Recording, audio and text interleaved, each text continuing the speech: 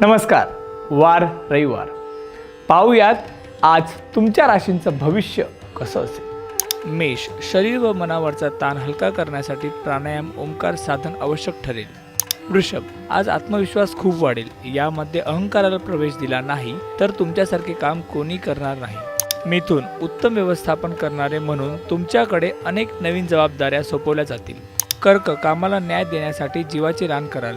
प्रकृतीच्या दृष्टीने ताण जाणवला तरी त्याची पर्वा करणार नाही.